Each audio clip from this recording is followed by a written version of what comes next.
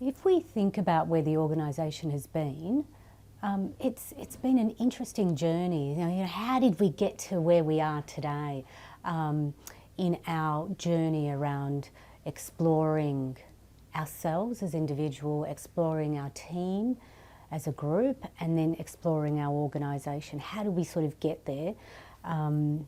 Well, we as an organisation, human rights and social justice really underpin who we are, and we always talk about that, and we always know.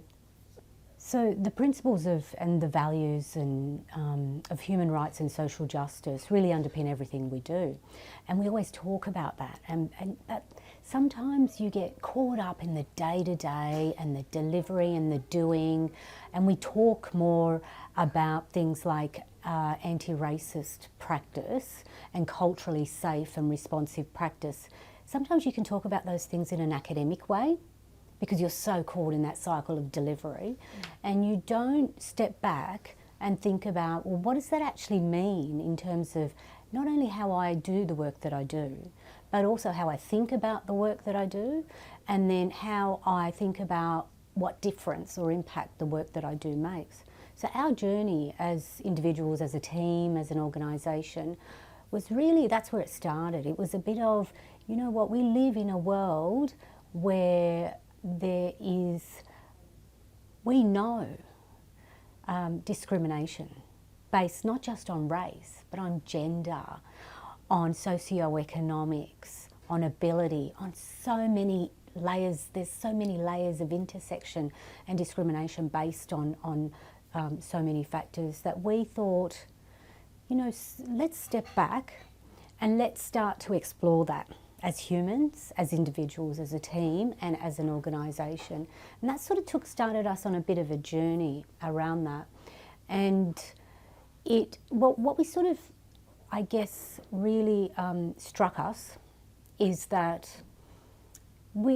in order for us to make a difference and an impact, we need to really reflect on our own practices and where we're at and how we sit, because we live in this world that we talk about. It's not an academic experience, it is a real life experience, and we live in that. So this initiative, I guess, this project, this journey that we're going on, really was part of us exploring our own selves and where we came from, why we want to contribute, how we're going to contribute, and how everything we do in our work, what that looks like and how that sits in a context of anti-racist practice and culturally safe and responsive practice.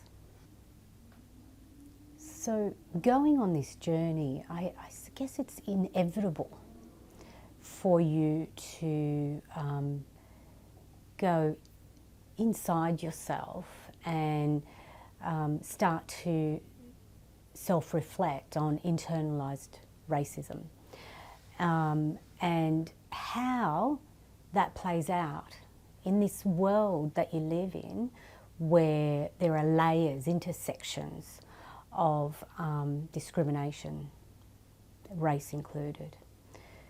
So this journey has absolutely, I guess I can speak to myself, it's, you know, it is absolutely made me think about that in my actions, be they in the choices I make, be it in the words that I use, be it in the way that the information that I receive. So there's, you know, absolutely ways to do that. And it's really interesting, and I don't even know if this makes sense, but I'm going to say it anyway. But it's also about, well, how have I been racist towards myself even at my own how have I been the master of my own oppression? Which, you know, there's probably, I could sit here for hours and give you a stack of examples about being a young woman growing up on the streets of Cabramatta as a 14 or 15-year-old, and where I probably did that. Had no idea, of course. But yeah, so this journey has been really important because we never stop learning and growing and, you know, stepping back and thinking and reflecting and then moving forward in different ways, or moving forward, taking 10 steps and then go, oh, shivers, I went the wrong way. Got to go back 20 steps now and head in a different way. So, you know, this journey has absolutely had that impact on me. And sometimes we forget to think about that until someone asks us that question, you know, and then you think about it.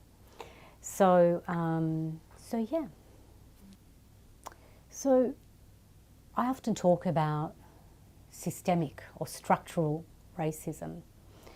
And I don't want to sit here and give you an academic definition of that, but what I do know is that in my experiences, as a woman, as a migrant woman, as a professional, as a social worker, as someone that every day my job is to, influence and shape policy so that it improves outcomes for people and the land. So when I talk about systemic and structural experiences of racism, I talk about things like the way that decisions are made by those who are able to participate in the decision-making process and have access to the decision-making process.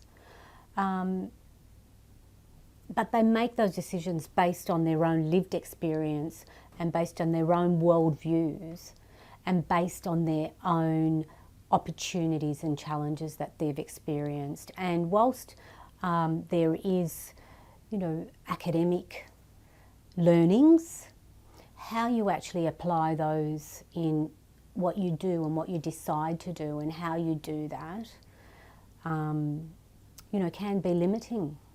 And I know for myself as a professional, I have my own experience, but I also acknowledge that I sit in a pretty privileged position and I have access to those corridors of power at some times. And if those corridors of power doesn't mean Parliament, it could be the media, it could be the business network or the community group, that set up a charity 50 years ago. So it's not just, I'm not talking about just politicians. It could be, the entertainment networks, the shows we grow up on and that shape, our worlds. So I acknowledge that I have access to some of those corridors of power that shape the way we see the world and shape the way that we make decisions about the world. And that privilege that I have, I bring my own experiences to that. What's important for me is that I have people like Uncle Greg and Auntie Carol by my side and leading the way and really shaping my thinking, ensuring that I'm not their voice. My job is to facilitate and support them to be able to share their voice and their experiences. And I think if we take that approach of acknowledging that our experiences do not tell us the whole story and should not be the only, or our academic sort of knowledge should not be the only way that we make decisions or the way that we shape decisions that are being made.